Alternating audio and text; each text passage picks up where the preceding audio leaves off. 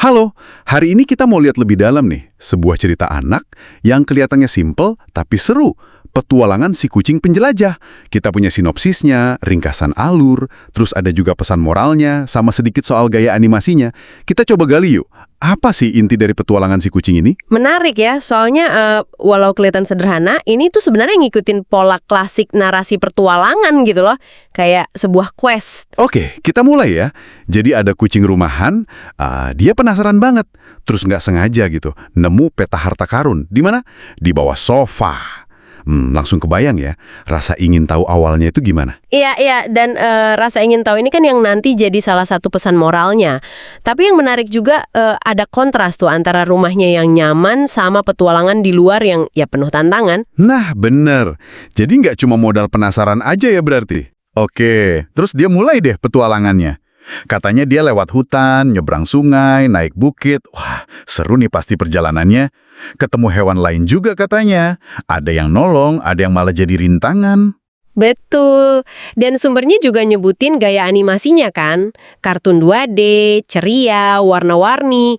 Pasti bikin anak-anak betah nontonnya. Ya, kebayang sih.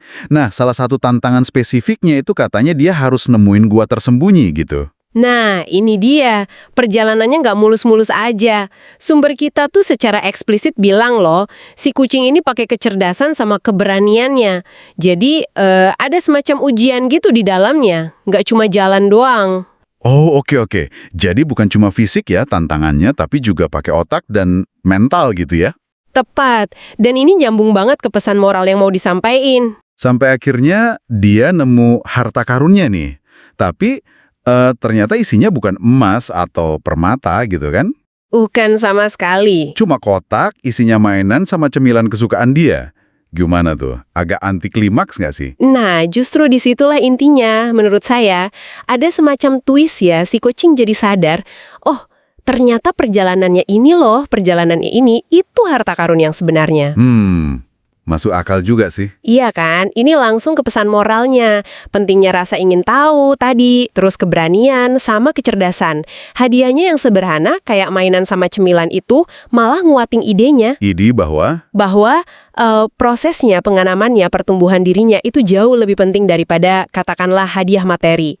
Cocok banget kan buat cerita anak? iya juga ya. Jadi ngajarin nilai yang beda gitu ya ke anak-anak. Bukan cuma soal dapat hadiahnya. Betul, menanamkan kalau usaha dan penemuan itu sendiri udah bernilai.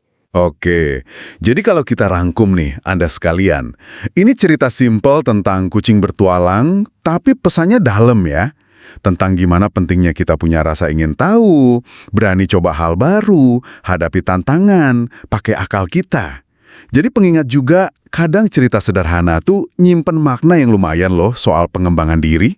Iya betul, dan mungkin sebagai penutup ya, buat kita renungkan juga, kalau ngaca dari si kucing ini, seberapa sering sih kita mungkin terlalu fokus ke harta karun di ujung sana, entah itu target kerjaan atau apalah, sampai kita lupa nikmatin perjalanannya, prosesnya, jatuh bangunnya.